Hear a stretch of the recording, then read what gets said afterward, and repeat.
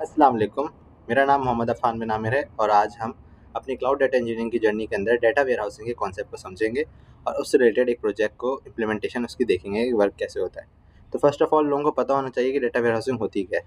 Data warehousing एक data engineering के अंदर एक टेक्निक होती है जिसके अंदर आपके पास अगर डिफरेंट सोर्सेज से डेटा आ रहा है तो आप उनको डायरेक्टली टेबल्स के अंदर लोड नहीं करते। आप उसको क्या करते हो, एक स्पेसिफिक स्टेज या एक जगह जहाँ पे आप अपनी सारी फाइल्स जो हैं उनको वहाँ लाते हो, फिर वहाँ से अकॉर्डिंगली अपने टेबल्स के अंदर लोड करना और फिर अपने बिजनेस रिक्वायरमेंट्स के हिसाब से उसमें चेंजेस करके डिफरेंट टेबल्स बनाना, फैक्ट्स टेबल, डायमेंशन टेबल, और बाद में उसको आगे उस पर एनालिसिस करना। ये सारा जो है एक टेक्निक होती है कि अगर आप डिफरेंट स्टेजेस मतलब डिफरेंट एरियाज से डाटा डिफरेंट टेबल्स में आता रहेगा तो उसको मैनेज करना बहुत मुश्किल हो जाता है। तो उसके लिए टेक्निक होती है जिसके अंदर डिफरेंट टूल्स वगैरह भी यूज़ होते हैं, लाइक स्नोफ्लेक जो है क्लाउड के अंदर, स्नोफ्लेक, रेडशिफ्ट, बिगक्यूरी, और ये डिफरेंट स्टफ होते हैं कि जो डाटा लेक्स वगैरह भी हैं उसके अंदर भी डाटा होता है, उनसे लेकर आना अपने S3 के अंदर डाटा है, उसको वेयर हाउस के अंदर डाटा लाना। तो ये डिफरेंट जगह से आपके पास डाटा आता है, उसको फिर आप अपने वेयर हाउस में लाते हो और फिर उस पर काम करते हो। तो इस प्रोजेक्ट में हम सबसे पहले क्या करेंगे, हमारे पास इस प्रोजेक्ट में 6 फाइल्स हैं जिसमें 4 CSV फाइल हैं। हमारे पास 4 CSV फाइल हैं। वेट सेकेंड, मैं अपनी फाइल दिखाता हूँ आपको, अपनी फाइल। तो हमारे पास डाटा फाइल्स के अंदर हमारे पास है 6 जेसन फाइल्स और 2 CSV फाइल्स, और ये सारी हमारा जो है वेदर वेयर हाउस का येल्प एकेडमिक डाटा सेट है जिसको हमने पिक करा है। येल्प एकेडमिक डाटा सेट और वेदर वेयर हाउस का डाटा सेट है ये, जो हमने ऑनलाइन पिक करा है, ये आपको भी अवेलेबल हो जाएगा, उसकी लिंक्स वगैरह भी शेयर कर दी जाएंगी। तो हमने यहाँ से डाटा लिया है। अब ये फाइल्स जो है, ये 5 GB की फ़ाइल है, ये 3 GB की फ़ाइल है, और डिफरेंट मतलब बहुत साइज़ में बड़ी फाइल है। और जब आप जाते हो उसके ऊपर, स्नोफ्लेक के ऊपर, तो अगर आपने कोई समझ लो डेटाबेस बनाई, स्कीमा बनाई, और उसके अंदर आप डायरेक्ट स्टेज बनाते हो, तो स्टेज में आप इतनी बड़ी फाइल डायरेक्ट पुट नहीं कर सकते। तो उसके लिए जो है सबसे बेस्ट अप्रोच जो होती है ये होती है कि आप उन फाइल्स को अपने पहले स्नोफ्लेक के अकाउंट को अपने टर्मिनल के साथ स्नो CLI के थ्रू कनेक्ट करो। मतलब यहाँ पे अपना टर्मिनल है, उसके अंदर आप जो है अपना सोर्स स्नोफ्लेक का अकाउंट कनेक्ट करते हो ताकि आप उसके थ्रू जो है अपने स्नोफ्लेक के अकाउंट पे फाइल्स भेज सको। तो ऐसे ही हमने ये जो 6-8 फाइल्स हैं स्नो CLI के थ्रू, या आप S3 के थ्रू भी कर सकते हैं कि आप S3 पे डालें, S3 से फिर स्टेज में लिए हैं, तो वो आपके ऊपर डिपेंड करता है। तो हमने ये 8 फाइल जो हैं एक-एक करके पुट की कमांड यूज़ करी है। पुट पुट की कमांड यूज़ करके हमने इसके अंदर वो करा है। इसकी एग्जांपल भी है। हाँ, ये how to run this project, मतलब आपने सबसे पहले क्या करना है, नो कनेक्शन ऐड करना है, और फिर आपने पुट का जो है स्नो ऑब्जेक्ट स्टेज पुट और स्टेज नेम के साथ आपने एक एक करके सारी फाइल्स पुट कर देनी है। जब आप फाइल्स पुट करते हैं ना तो वो उसको खुद ही कंप्रेस, आपकी मर्जी होती है कंप्रेस टू करके करें, ताकि इतनी बड़ी फाइल है तो मैनेज करना मुश्किल होता है। तो आप उनको कंप्रेस टू करके अपने स्नोफ्लेक के अकाउंट पे डाल दें। जब आपका स्नोफ्लेक के अकाउंट पे चला गया तो यहाँ पे हमने सबसे पहले वही डाटा बेस डिज़ाइन करी, एक न्यू एक नया स्कीमा बनाया स्टेजिंग का, जहाँ पे हम अपनी स्टेजेस बनाएंगे। तो ये हमने स्टेज बनाई CSV के लिए, सही। तो CSV के स्टेज के लिए आपको उसका फुल फॉर्मेट देना होता है स्टेज के लिए, तो ये हमने ऊपर एक फॉर्मेट बनाया, फाइल फॉर्मेट CSV का। और फिर हमने ऐसी दूसरी स्टेज जो बनाई हुई है, ये दूसरी स्टेज बनाई हुई जेसन फाइल्स के लिए, और इसके अंदर हमने फाइल फॉर्मेट बनाया और यहाँ पे स्टेज बना ली। उसके बाद हमने सारी फाइल जो है जो 2 CSV फाइल हैं वो CSV स्टेज में डाल दी, और जो जेसन फाइल है वो जेसन स्टेज में डाल दी। उसके बाद हमने जो इन सब के लिए टेबल्स जो थे, मतलब जो नॉर्मल डाटा आ रहा था, उसके लिए हमने 6 टेबल्स बना दिए इसमें, और CSV के अंदर हमने 2 टेबल्स बनाए थे, क्रिएट टेबल, एक ज्योग्राफी का टेबल और एक बिजनेस का टेबल। हमने ये 2 टेबल बनाए थे।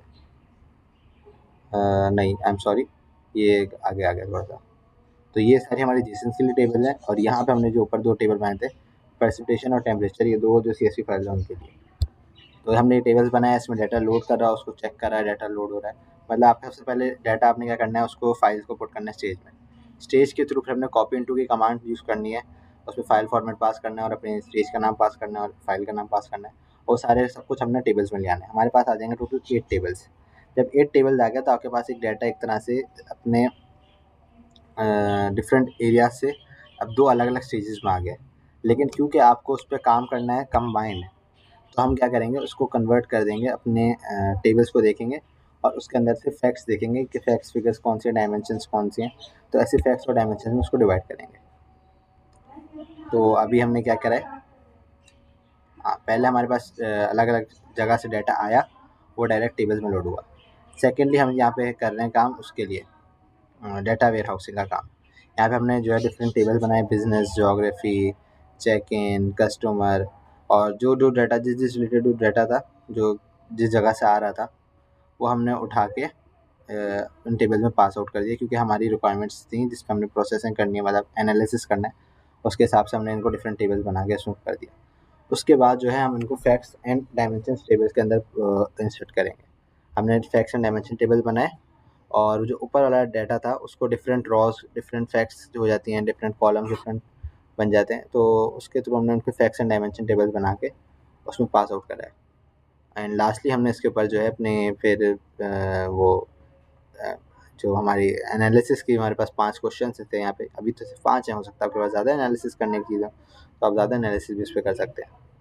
तो इसका मुझे 1 सेकेंड में एग्जांपल देख के निकालता हूँ।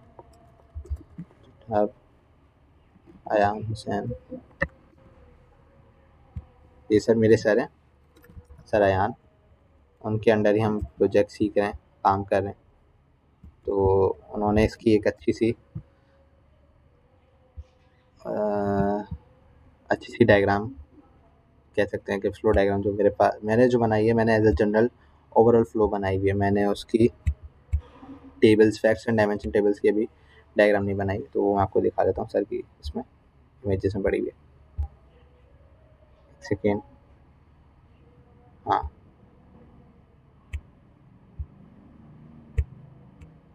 ये था हमारी आर्किटेक्चर डायग्राम। ये सर ने बनाई है, वो वाली मेरी थी जो ऊपर वाली आपको दिखा रहा था। हाँ, सबसे पहले तो हम देखते हैं ईआरडी डायग्राम। ये तो ईआरडी डायग्राम के अंदर हमने जो हमारे पास टेबल्स के कॉलम्स है, जो 8 टेबल्स हैं, ये वो 8 टेबल्स हैं, और इनके बीच में आपस में जो कनेक्शंस बना हुआ है, ये वो उसको रिप्रेजेंट कर रहा है। अब हमें जो है लाजमी नहीं है कि इसी तरह पे डाटा अवेलेबल हो, आपको हो सकता है दूसरी फैक्ट्स एंड डायमेंशन, आपको उसमें से कुछ चीज़ें चाहिए, कुछ चीज़ें नहीं चाहिए, तो अपने हिसाब से उसको फैक्ट्स एंड डायमेंशन टेबल में कन्वर्ट करते हैं डाटा को। तो जब हमने इसको कन्वर्ट करा फैक्ट्स एंड डायमेंशन टेबल के अंदर, तो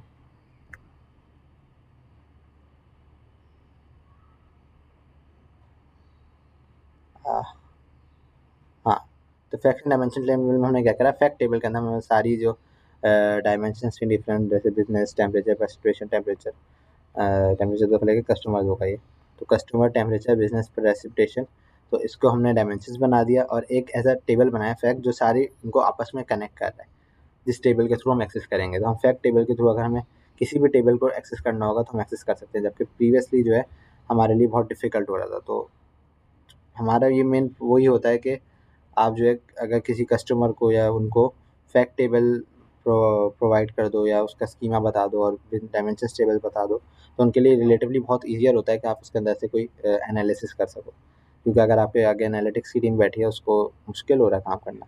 अगर आप उसको सिंपल बगैर फैक्ट्स एंड डायमेंशंस के दे देंगे रॉ डाटा या रॉ टेबल्स की फॉर्म में, तो उनके लिए बहुत ट्रिकी होगा कि क्यूरीज लिखना और उसको मैनेज करना, हैंडल करना डाटा को।